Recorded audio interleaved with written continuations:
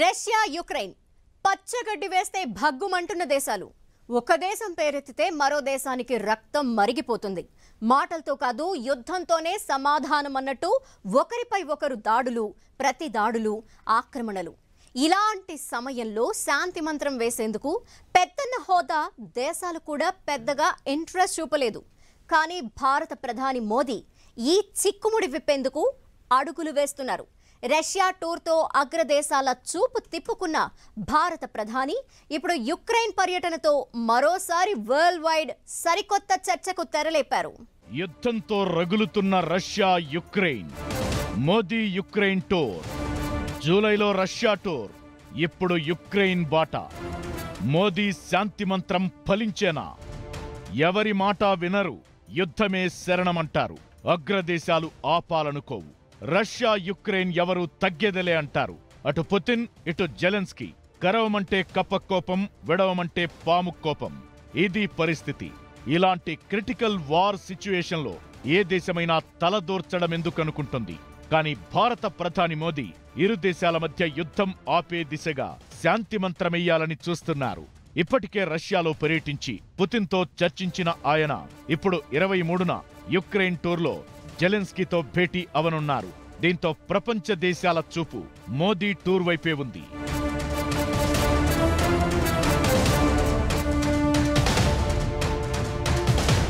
ఘర్షణతో ఒరిగేదేముండదు. యుద్ధం సమస్యకు పరిష్కారం కాదు. చర్చలతో ఎంతటి సమస్యనైనా పరిష్కరించుకోవచ్చు. ఇలా అటు రష్యాకు, ఇటు యుక్రెయిన్కు 2.5 ఏళ్లుగా చెబుతున్న దేశం ఏదైనా ఉందంటే అది ఇండియానే. ప్రధాని మోదీ రష్యా యుక్రెయిన్ వార్ మొదలైనప్పటి నుంచి ఆ దేశాల మధ్య సఖ్యతనే కోరుకుంటున్నారు. 22వ ఇండియా రష్యా శిఖరాగ్ర సమావేశానికి పుతిన్ ఆహ్వానంతో జూలై 8న మాస్కోలో పర్యటించారు ప్రధాని మోదీ. ఈ టూర్లో పుతిన్ మోదీ ఆత్మీయ కౌగిలింత ప్రపంచ దేశాల్లో అనేక ప్రశ్నలకు తావిచ్చింది. భారత్ రష్యా వైపు ఉందనుకునేలా ప్రచారం చేసింది. పుతిన్ మోదీ కలిసిన ఫోటోలు, వీడియోలు సోషల్ మీడియాలో వైరల్ అయ్యాయి. అదే సమయంలో ఈ టూర్పై యుక్రెయిన్ అధ్యక్షుడు జెలెన్స్కీ తీవ్ర అభ్యంతరం వ్యక్తం చేశారు. యుక్రెయిన్పై దారుణాలకు పాల్పడుతున్న రష్యాతో అతిపెద్ద ప్రజాస్వామ్య దేశమైన భారత్ అంత సన్నిహితంగా ఉండటమేంటని ప్రశ్నించారు.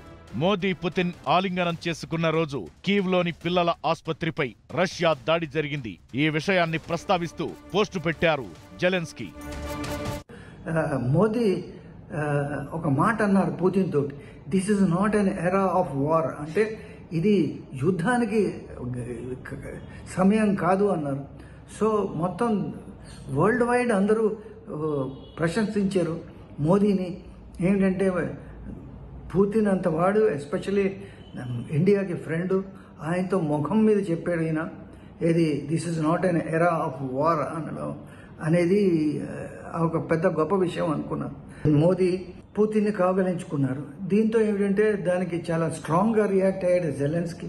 ఈ పీస్ ఎఫర్ట్ ఏదైతే ఉందో ఇది ఒక అడుగు వెనక్కి వేసినట్టుగా అవుతుంది అనేది ఆయన రియాక్ట్ అయ్యాడు. వరల్డ్ లీడర్స్ కూడా దీనికి చాలా స్ట్రాంగ్ గా రియాక్ట్ అయ్యాడు. ఇప్పుడు రష్యాలో పర్యటించిన నెల రోజుల వ్యవధిలోనే మోదీ యుక్రెయిన్ కు వెళుతుండడం హాట్ టాపిక్ గా మారింది. 2022లో రష్యా యుక్రెయిన్ పై దాడి చేసిన తరువాత ప్రధాని మోదీ తొలిసారిగా యుక్రెయిన్ లో అడుగు పెడుతున్నారు. 2022 ఫిబ్రవరిలో రష్యా యుక్రెయిన్ మధ్యలో యుద్ధ వాతావరణం నెలకొన్న తరువాత ఇటలీ, జర్మనీలో జరిగిన G7 సదస్సులో ప్రధాని మోదీ యుక్రెయిన్ అధ్యక్షుడు జెలెన్స్కీ ఫస్ట్ టైం భేటీ అయ్యారు. ఇద్దరు నేతలు ఒకరినొకరు ఆలింగనం చేసుకుని యుద్ధ పరిస్థితులపై చర్చించారు. రష్యా యుక్రెయిన్ యుద్ధం ముగిసిపోవాలంటే శాంతియుత చర్చలే మార్గమని అప్పుడే జెలెన్స్కీకి ప్రధాని మోదీ స్పష్టం చేశారు. ఆ తరువాత లోక్సభ ఎన్నికల్లో గెలిచి 3వ ప్రధాని అయ్యారు. అప్పుడు మోదీకి జెలెన్స్కీ కూడా అభినందనలు తెలిపారు. దీంతో వీరి మధ్య సన్నిహిత వాతావరణమే ఉంది. అయితే ఇప్పుడు పరిస్థితులు వేరు. రష్యా యుక్రెయిన్ వార్ పీక్స్ కు చేరింది. దాదాపు 2.5 ఏళ్లు గడిచిపోయాయి. రెండు వైపులా ఎంతో ఆస్తి, ప్రాణ నష్టం జరిగిపోయింది. కాని పట్టుదలకు పోయి వెనకడుగు వేయడం లేదంతే. మధ్యలో రాజీ కుదిర్చే ప్రయత్నాలు కూడా అగ్రదేశాలు చేయకపోవడంతో వార్ కంటిన్యూ అవుతోంది. ఓ పక్క నాటో దేశాలన్నీ యుక్రెయిన్ కు మద్దతుగా నిలుస్తున్న వేళ మోదీ రష్యాలో పర్యటించడం, ఆ దేశ అధ్యక్షుడు పుతిన్తో ద్వైపాక్షిక సంబంధాలు నెరిపారు. ఇప్పుడు యుక్రెయిన్కు వెళ్లి అధ్యక్షుడు జెలెన్స్కీని కలుస్తున్నారు. ఇంతకీ ఇండియా వ్యూహం ఏంటి? ఇదే ఇప్పుడు అంతటా ట్రెండింగ్ టాపిక్. జెలెన్స్కీతో మోదీ ఏం మాట్లాడతారు? యుద్ధం వద్దని కుండ బద్దలు కొడతారా? నమో శాంతి మంత్రంతో రష్యాతో చర్చలకు మార్గం సుగమం చేస్తారా? పుతిన్ జెలెన్స్కీ మధ్య సామరస్యపూర్వక వాతావరణానికి బాటలు వేస్తారా? యుద్ధం మిగిల్చే విషాదం నష్టాన్ని కళ్లకు కడతారా? ఏం చేయబోతున్నారు అనేదే ఇప్పుడు అందరిలో మొదలైన ప్రశ్నలు. పశ్చిమ దేశాలన్నీ ఇప్పుడు మోదీ యుక్రెయిన్ టూర్ని ఆసక్తిగా గమనిస్తున్నాయి. అగ్రరాజ్యం అమెరికా, పొరుగు దేశం చైనా కూడా మోదీ పర్యటన వైపు చాలా ఇంట్రెస్టింగ్గా చూపు తిప్పాయి. రష్యా యుక్రెయిన్ వివాద పరిష్కారానికి ఆ రెండు దేశాలు దౌత్యపరమైన సంప్రదింపులు, చర్చలు జరుపుకోవాలని భారత్ మొదటి నుంచి చెబుతోంది. యుక్రెయిన్ పర్యటనలో భాగంగా ఈ నెల 23న ఆ దేశ అధ్యక్షుడు జెలెన్స్కీతో కీవ్లో ప్రధాని మోదీ భేటీ కానున్నారు. గత 30 ఏళ్లలో భారత ప్రధాని ఒకరు యుక్రెయిన్లో పర్యటించడం అంటే ఇదే తొలిసారి. ఈ సంక్లిష్టమైన సమస్యకు శాంతియుత పరిష్కారాన్ని కనుగొనేందుకు అవసరమైన సహాయ సహకారాలన్నీ అందించేందుకు భారత్ సిద్ధంగా ఉంది. ఇదే యుక్రెయిన్ ప్రెసిడెంట్తో మోదీ చర్చించనున్నారు. భారత్ యుక్రెయిన్ మధ్య సంబంధాలు చాలా పాతవి. రష్యా యుక్రెయిన్ యుద్ధానికి ముందు చదువుల కోసం చాలా మంది విద్యార్థులు యుక్రెయిన్కు వెళ్లేవారు. ప్రధానంగా వైద్య విద్య కోసం భారత్ నుంచి చాలా మంది యుక్రెయిన్ వెళ్లారు. యుద్ధ సమయంలో తిరిగి వచ్చేశారు కూడా. భారత్ యుక్రెయిన్ మధ్యలో పరస్పర వాణిజ్య సంబంధాలున్నాయి. యుక్రెయిన్ నుంచి చాలా వస్తువులను భారత్ కొనుగోలు చేస్తుంది. ద్వైపాక్షిక ఒప్పందాలలో టెన్షన్లు, ఐక్యరాజ్య సమితిలో రష్యాను విమర్శించేందుకు భారత్ నిరాకరించడం వంటి పరిణామాల నేపథ్యంలో ఈ ఏడాది మార్చిలో తొలిసారి యుక్రెయిన్ విదేశాంగ మంత్రి దిమిత్రీ కులేబా భారత్లో పర్యటించారు.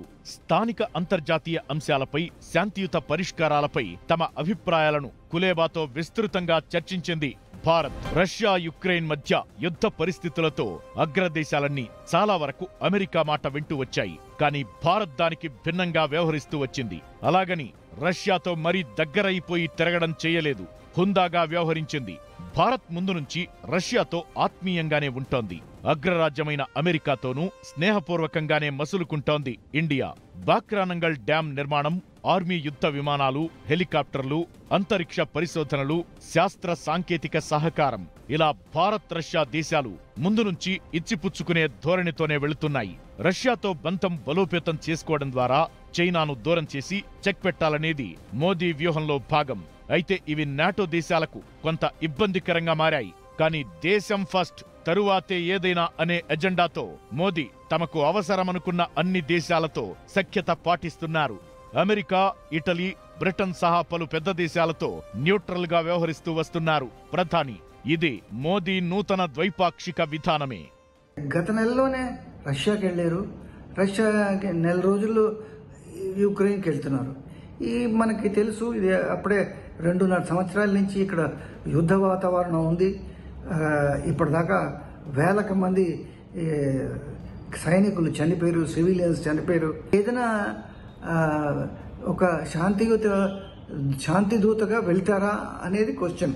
రష్యా యుక్రెయిన్ వార్ విషయంలో భారత్ చాలా స్పష్టమైన, స్థిరమైన వైఖరినే కొనసాగిస్తోంది.